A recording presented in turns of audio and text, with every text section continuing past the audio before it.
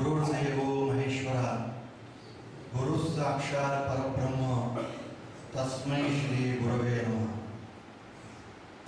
मैंने जैसा पहले ही कहा कि मैं दृष्टता कर रहा हूँ, तो इस मठ के मूल पुरुष योगीराज कल्याण स्वामी महाराज आते हैं, तो उनके सामने इस प्रकार में व्यासपीठ पर बैठने का दृष्टता करना, इन तत्पूर्व में उनके चरणों में साष्टांग प्रणिपात करता हूँ और उनसे निवेदन करता हूँ कि कुछ चिंतन वो आपके सामने रखें। एक अद्वितीय नाम गुरु शिष्य परंपरा में यदि आता है तो योगीराज कल्याण स्वामी महाराज का आता है।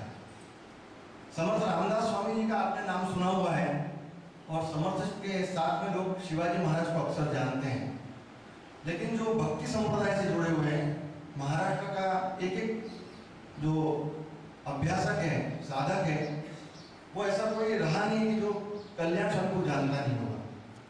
गुरु निष्ठा और गुरु सेवा, इन दो शब्दों का जो पर्याय है वो कल्याण स्वामी है।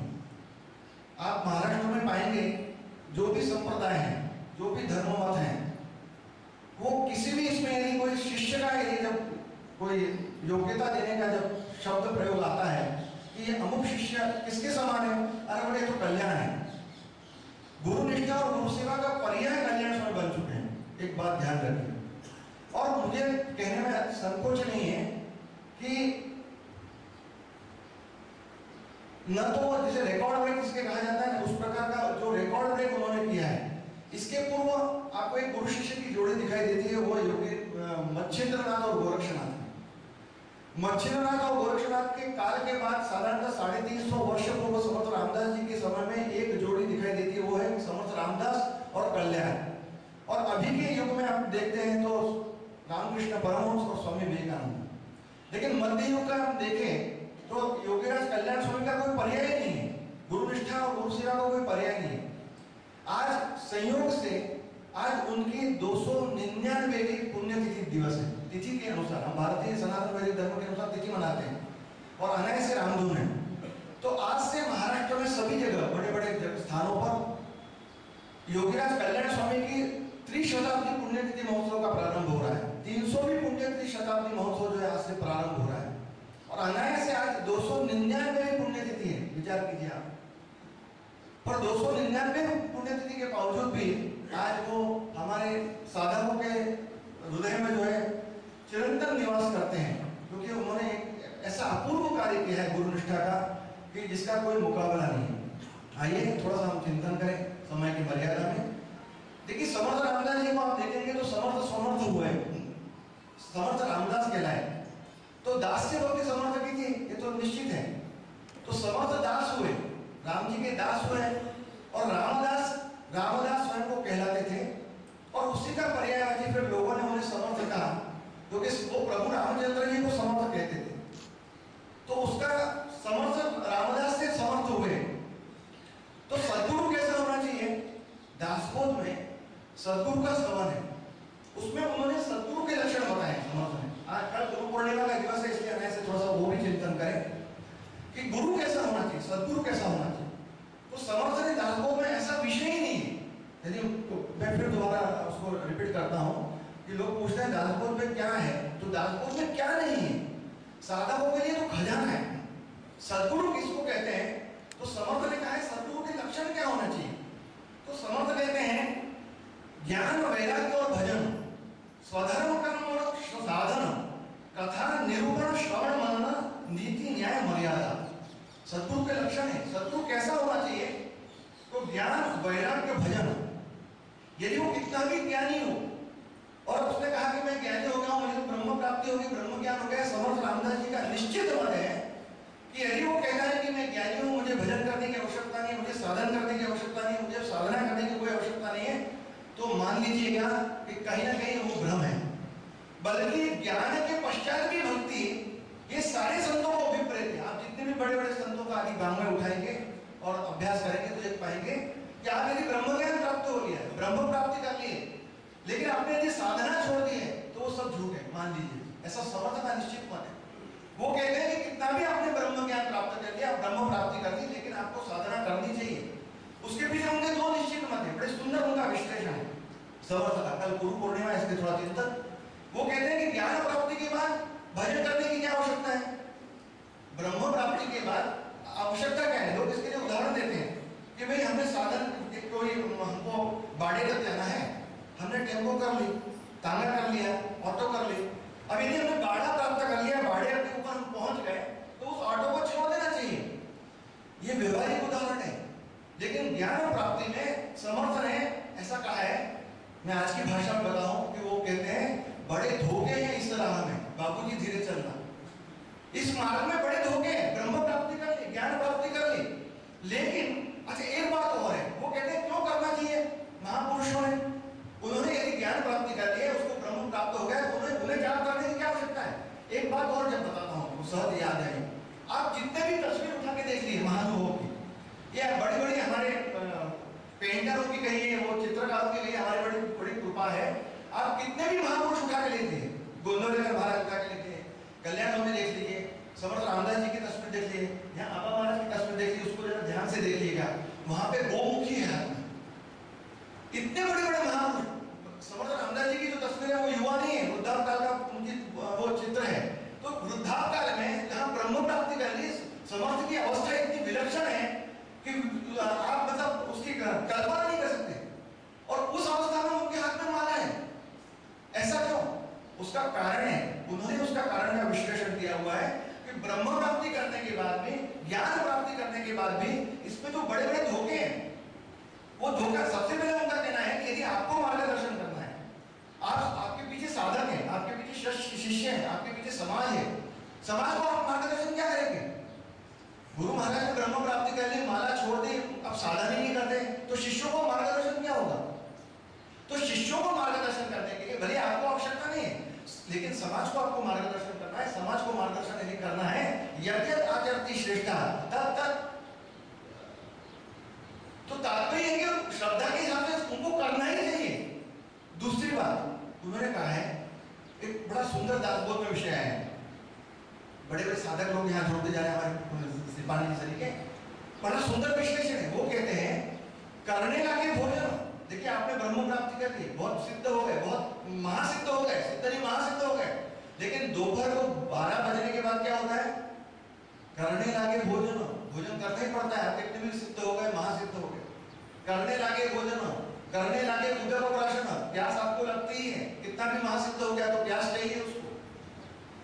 मलमूत्र त्याग लक्षण है ही सुनेना, आपने यदि देह धारणा की है, आप महासिद्ध हो गए, भोजन करना पड़ता है, पानी पीना पड़ता है, मलमूत्र त्याग आपको करना ही पड़ता है। जब ये करना पड़ता है तो बोले फिर आपको भजन ने क्या बिगाड़ दिया। कितना सुंदर प्रश्न है। फिर आप भजन के बारे में कहते हैं हम पहुंच गए, हम सिद्ध हो गए, महात्मा हो गए, ये झूठे बोले। जब ये सब बातें आपको करनी पड़ती है तो आपको ये भी करना चाहिए। इसलिए यदि आपने ये छोड़ दिया है तो मान सकते हैं कि आपने ये छोड़ दिया है, आपको जरूरत ही नहीं है। तो बोले ज्ञान विवेक के मिथ्या जाने, ज्ञान की दृष्टि से आपने जग को मिथ्या कर दिया, समझ गए कि आपको ज्ञान प्राप्ति होगी, ब्रह्म प्राप्ति होगी, सारा दृष्टि जो है आपको दिखने वाला जग मिथ्या हो गया।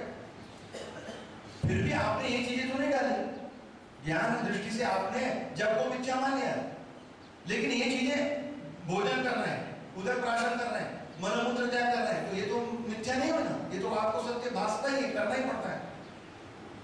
फिर आपके करीब और भजने की काय विशाल बाबा, फिर भैया तेरा भजन ने क्या बिगाड़ा, ऐसा शब्द है भाई, ये जब सब कर रहे हैं तो तुम्हारा भजन ने क्या बिगाड़ते, रामधुन ने तुम्हारा क्या बिगाड़ते, तो ये आपको करना ही चाहिए।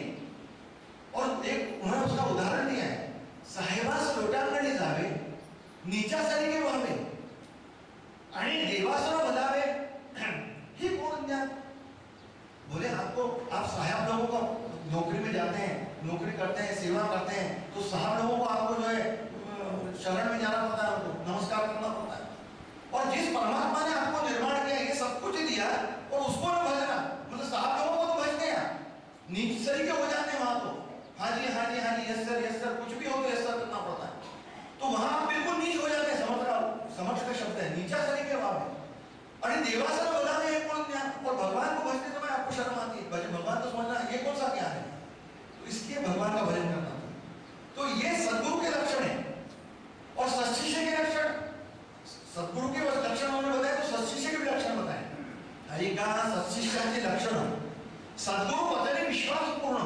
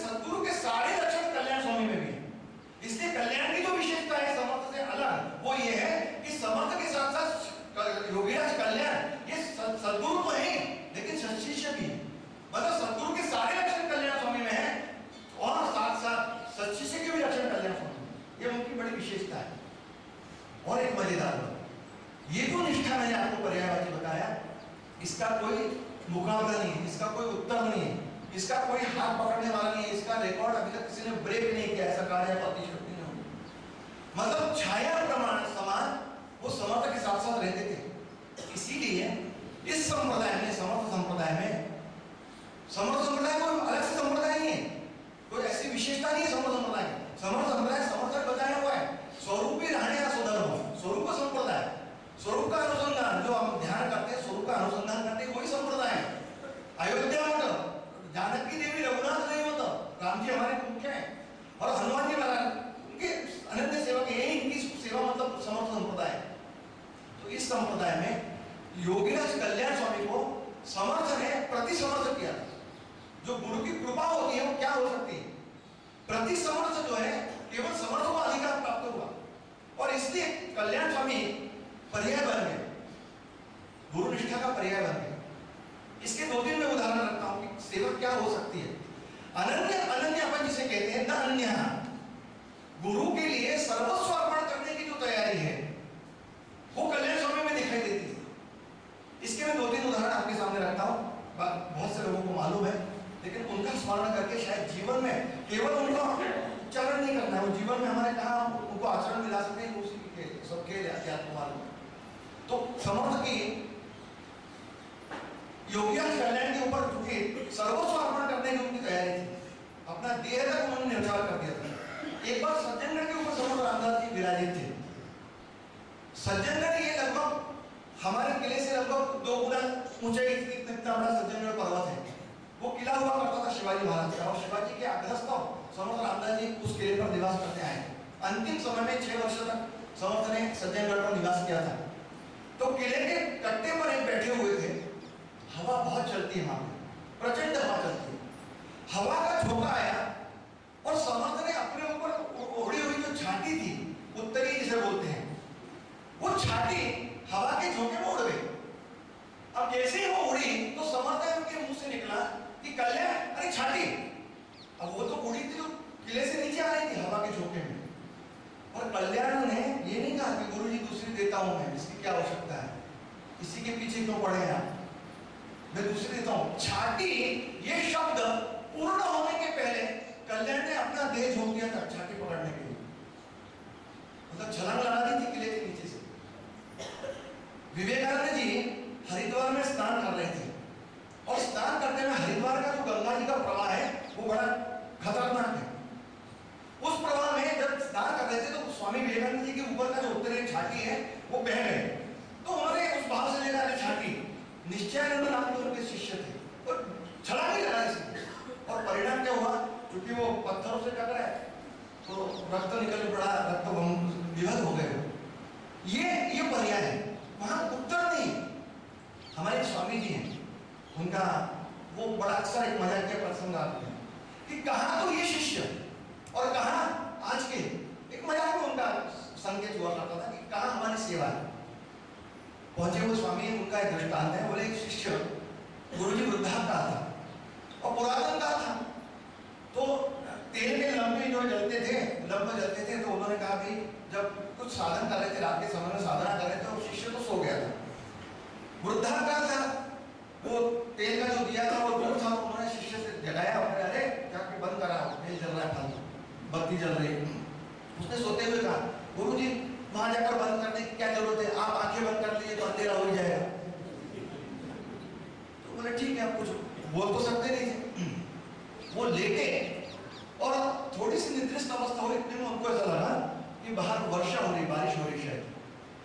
तो जोरों से बारिश होने लगी, तो उनको ऐसा लगा कि अरे भाई गाय जो मैंने गोठे में बांधने के रह गई है, वो छप्पर नहीं है, कुछ नहीं, बेचारे गैया भीग जाएंगी, गाय भीग जाएंगी। तो उन्हें सब जगह, अरे भाई देख जरा बाहर वर्षा हो रही है। वो आंखें उसने खोली, उसने कहा गुरुजी बाहर जाने की क्या जरूरत है, बाहर से अपनी पालतू बिल्ली अंदर आई है, उसके ऊपर से हाथ फिरा लो, गीली होगी तो समझ लेना कि वर्षा हो रही है, बाहर जाने की क्या जरूरत है। ठीक है, कोई उत्तर नहीं। दूसरे दिन एक शिष्य जो है मिठाई की पेटी लेकर गुरुजी के सामने आया। गुरुजी ने उस चेले को आवाज लगाई, अरे भाई आ जाओ, मिठाई है। वो आया, गुरुजी दोनों आज्ञा कल आपने कल से आज तक दी, दोनों को मैंने मना कर दिया, मुझे बड़ा संतोष हो रहा है, लेकिन अब तीसरी तो मुझे धारण करने पड़ेगा, मानने पड़ेगा। ये मतलब शिष्य के लक्षण।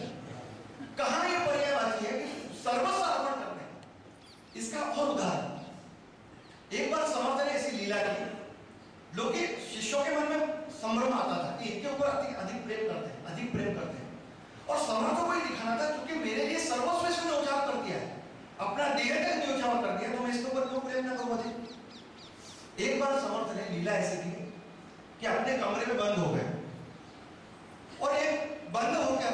जब शिष्य वहां से गुजरे, रात का समय था, तो देखा कि कराहने की आवाज आ रही है, समर्थ कर रहा है। तो शिष्यों में खलबली मच गई कि समर्थ को क्या हो गया। लोगों ने जो है कड़ी बजाकर दरवाजा खुलवाया। समर्थ ने कहा, अरे मैं क्या बताऊं। नहीं, बोले महाराज बताइए, हम लोग होते हुए आप करीब कहाएंगे और पीड़ा से जाको फिर हमारा किस मतलब का। समर्थ मरने के मन में हंस रहे थे, बोले वो तो समय बताया। बोले क्या हो क्या गया। बोले कुछ नहीं, बोले 2-4 दिन से घुटने के ऊपर बहुत बड़ा फोड़ा हो रहा था, वो बढ़ते बढ़ते उसकी पीड़ा इतनी व्याकुल कर रही है कि आज तो वेदना असह्य हो गई। तो बोले महाराज आपने बताया नहीं, तुमको बता के क्या करूंगा। मैंने वैद्य जी से चर्चा की, वैद्य को बताया। तो बोले वैद्य जी ने कहा, बोले छोड़ो वो बात छोड़ो। नहीं, बोले आप बताइए महाराज क्या हुआ। बोले वैद्य से मैंने चर्चा की, वैद्य ने कहा इसका उपाय एक है, बड़ा कठिन है। बोले महाराज हमें बताइए। तो शिष्यों ने आग्रह किया। बोले एक है कि इस फोड़े को जो मुंह से जो है उसका रस जो है प्राशन करेगा तो मैं तो ठीक हो जाऊंगा। तो बोले महाराज, लेकिन वो क्योंकि घिनौना कृत्य था तो धीरे धीरे शिष्य पीछे सरकने लगे। तो समर्थ ने कहा, उसने कहा कि महाराज हम ऐसा करते हैं, हमको दिखने नहीं। बोले पहले उसका उत्तरार्ध तो सुनो। मैं रस जो प्राशन करेगा मैं तो ठीक हो जाऊंगा, लेकिन वो मृत्यु को प्राप्त होगा, उसको मृत्यु आएगी। सारे शिष्य जो है धीरे धीरे पीछे सरकने लगे। हमारे महाराज जी बड़े मजाक के लहजे में कहते थे कि वो शिष्य कहने लगे, अरे भाई गुरुजी तो अपने वृद्धाकाल में है, आज नहीं तो कल अगले साल भंडारा करना है, इस साल कर लेंगे, इससे ज्यादा क्या होगा। शिष्यों की भावना देखी। तो उन्होंने कहा, अरे लोग शिष्य सरकने लगे। कल्याण स्वामी उस समय सज्जनगढ़ में नहीं थे। प्रातः काल जैसे हुआ और कल्याण सज्जनगढ़ पर आए तो देखा तो एकदम निरीह शांतता वहां पे पसरी हुई है। समझ में नहीं आ रहा क्या चक्कर है, घबरा गए। उन्होंने लोगों से पूछा, अरे क्या बात है, क्या कोई क्या स्वास्थ्य सब कुशल मंगल। हाँ बोले स्वास्थ्य कुशल मंगल है कल्याण, लेकिन एक ही बात है। बोले क्या। बोले गुरु जी को महा पीड़ा हो गई। पीड़ा हो गई, क्या हो गया। बोले वो तो बता, मैं हम तो नहीं बता सकते, आप ही चलो। कल्याण स्वामी आए, कड़ी बजाई, दरवाजा खोला, स्वामी जी बाहर आए। कल्याण ने पूछा, महाराज क्या हो गया। मैं गया था, आप स्वस्थ हो जा रहे। बोले स्वस्थ नहीं था, मुझे पीड़ा तो थी लेकिन बताया नहीं। बोले आप बताइए, बता के क्या करूँ। बोले सबको बता के थक गया, सब लोग खिसक लिए। बोले पूछते समय खिसक जाते समय। नहीं बोले मुझे तो बताइए।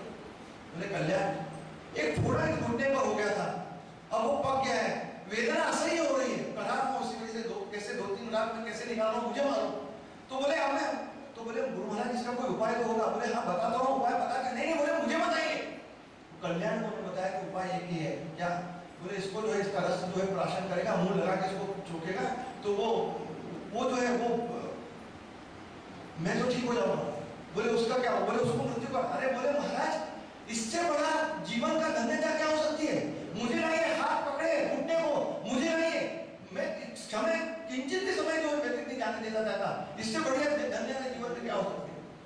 समर्थ ने कहा, अरे रुको रुको रुको, तुमने घुटने को हाथ लगा दिया और मेरे को याद ना हो। नहीं बोले महाराज।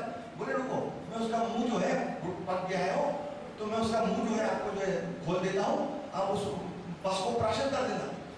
कल्याण स्वामी ने सोचा नहीं कि पस है, भयानक कृत्य है, घिनौना कृत्य है। गुरु के लिए अपना जीवन यदि समर्पित हो रहा है तो इससे बड़े जीवन की धन्यता क्या हो सकती है। और उन्होंने मुंह लगाया, समर्थ ने उस मुंह को खोल दिया, और जैसे ही उन्होंने मुंह लगाया वो रत्नागिरी का हापुस का जो आम होता है वो आम था वहां बंधा हुआ, और चेहरा खिल उठा कल्याण का। तो समर्थ ने पूछा, क्यों कल्याण।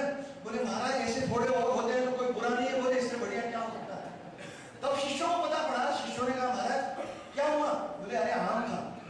शिष्यों के मन में विकल्प आया, कहने लगे गुरु महाराज अरे हमें मालूम होता तो। बोले यही फर्क है तुम में और कल्याण में। उसे मालूम ना होते हुए अपना देह उसने मेरे लिए न्योछावर कर दिया और तुम्हें मालूम नहीं। आप यदि सज्जनगढ़ पर जाइए, मेरा तो निमंत्रण, आपको निवेदन है, निमंत्रण है कि आप अवश्य जाइएगा। सज्जनगढ़ पर समर्थ को वृद्धापकाल में कफ की व्याधा हो गई थी, बहुत कफ होता था। तो वैद्य ने उन्हें सलाह दी थी कि सज्जनगढ़ पर तालाब है, तालाब का ही पानी पिया जाता है और कोई व्यवस्था नहीं थी। वो चूंकि तालाब का पानी रहता है, स्टोर किया हुआ रहता है, तो पानी बहला रहता है। तो समर्थ को वैद्यों ने कहा था कि आपको ये पानी सूट नहीं करता। तो कल्याण स्वामी ने कहा था कि महाराज मैं आपके लिए जो है पानी लाऊंगा। तो वहां से समझिए आप आधा किलोमीटर दूर 800 सीढ़ियां उतर कर, उस समय सीढ़ियां भी उबड़ खाबड़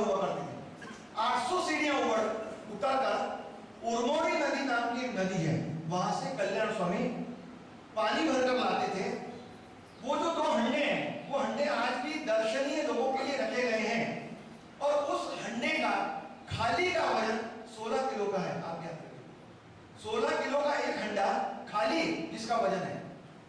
उनकी आप यष्टि देखिए, शरीर यष्टि देखकर आपको समझ में आएगा कल्याण स्वामी क्या थे। एक बार एक हत्ती मस्त हो गया था और तहलका मचा रहा था, तो कल्याण को समझ में आवाज आई, कल्याण हाथी को देखो। तो एक मुष्टि प्राण किया तो हाथी नीचे बैठ गया था। और इसलिए समर्थ ने एक विशेष व्यवस्था की थी। इस समर्थ ने कहा था इसको खाने के लिए भी भोजन की व्यवस्था विशेष की थी।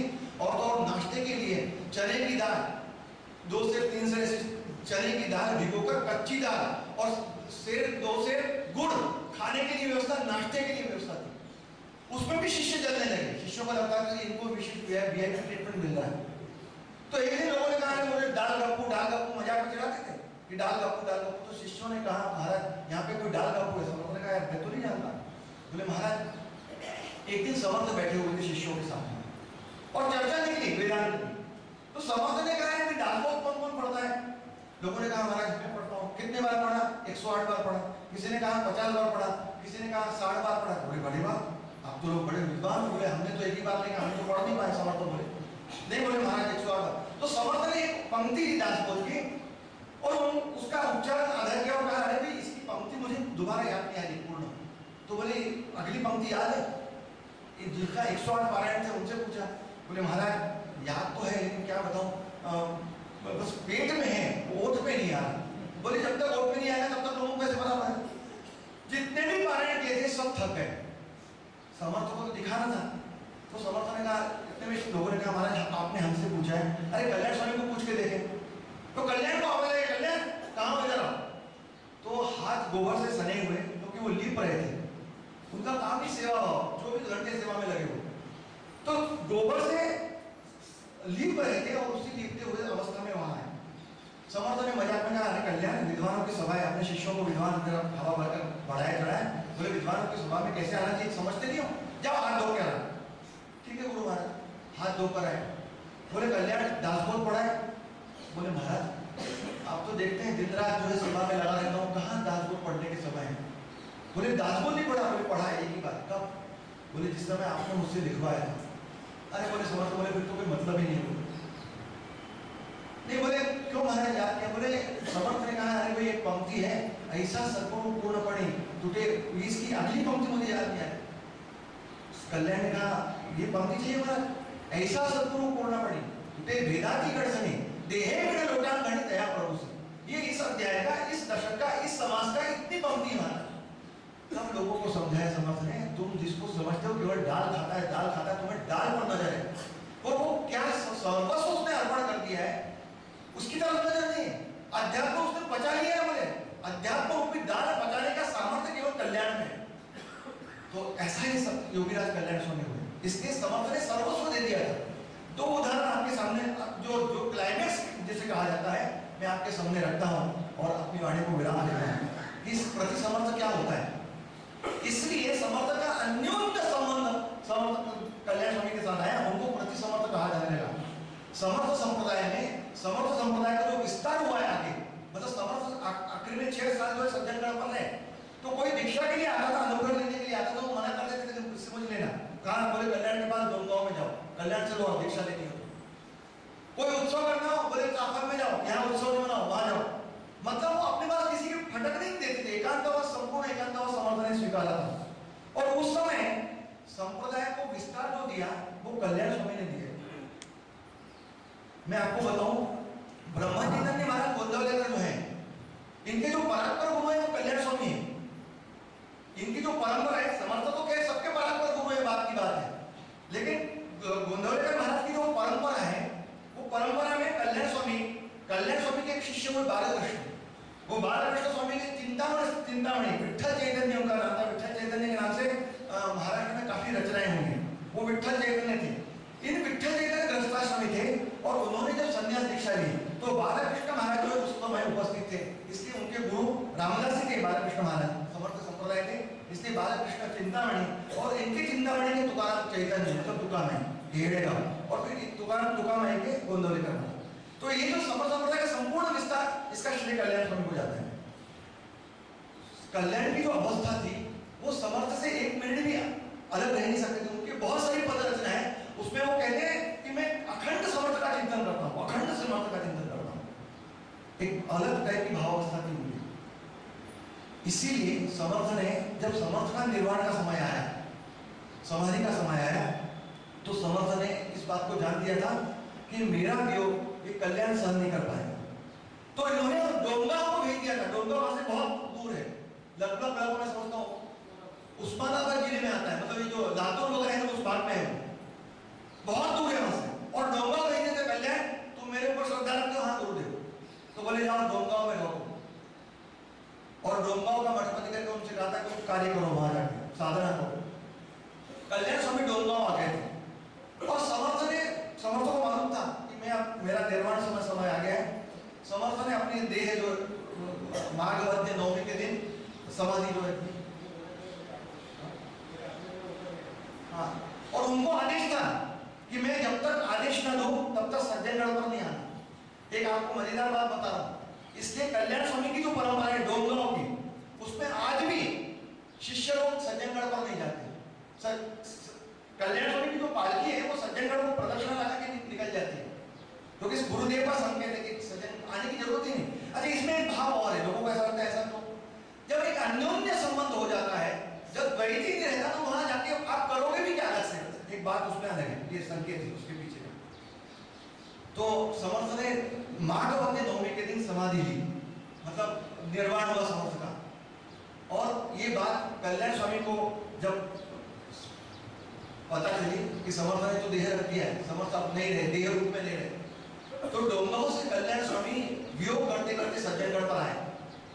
और जैसे उनको पता चला कि मालूम तो था ही, थोड़ी बहुत तो लगी रही थी साधना के बल पर ही पता चला कि गुरुदेव नहीं है इस देह में, और गढ़ पर आया। और जैसे ही उनको पता चला कि नहीं है वास्तव में गुरुदेव ने देह रख दिया है, तो इतने व्याकुल हो गए और उस वियोग की अवस्था में समर्थ करके जो है एक बेभान अवस्था में चिल्ला पड़े और समाधि के पास में गए और अपना सिर जोर से पत्थर पर दे मारा, महाराज मैं अब रह नहीं सकता आपके पास। और आपको क्लाइमेक्स उदाहरण इसलिए दे रहा हूं, ये बिल्कुल अत्युच्च उदाहरण है, दूसरा तीसरा ऐसा उदाहरण नहीं मिलेगा कि शिष्य ने जब अपना सिर दे मारा तो वो समाधि समर्थ की स्वयंभू समाधि है। सज्जनगढ़ पर आप जाइएगा, स्वयंभू समाधि की समर्थ की, वो समर्थ की समाधि 2 भागों में विभाजित हो गई और समर्थ रामदास जी प्रत्यक्ष वहां प्रकट हुए और उन्होंने सिर को झेला है वहां पे। क्या रे कल्याण, तुमको मैंने इतना ज्ञान दिया, इतना ब्रह्म को प्राप्ति करवाई, इतना बोध करवाया, और फिर भी तुम सामान्य जीव शरीर के रो रहे हो। आपको अब ये बड़ा विषय, विस्तार का विषय है, मैं वाणी को विराम देता हूं, लेकिन एक विस्तार का विषय है। ज्ञानदेव की समाधि के समय भी निवृत्तिनाथ, जिन्होंने ज्ञानेश्वर को ज्ञानेश्वर बनाया, एक ज्ञानोबा को ज्ञान ईश्वर बनाया, ज्ञान का ईश्वर, लेकिन निवृत्तिनाथ जब ज्ञानेश्वर महाराज ने समाधि तो पागलों से के बैठे होते, पागलों से के रोने लगे, एक अलग विषय है। तो तात्पर्य है यहां समर्थ पुनः प्रकट हुए। और मजेदार बात है, उसके पश्चात लगभग 36 वर्षों तक कल्याण स्वामी डोंगांव के मठपति, डोंगांव में रहे, निवास किया डोंगांव में, 36 वर्ष तक डोंगांव में थे।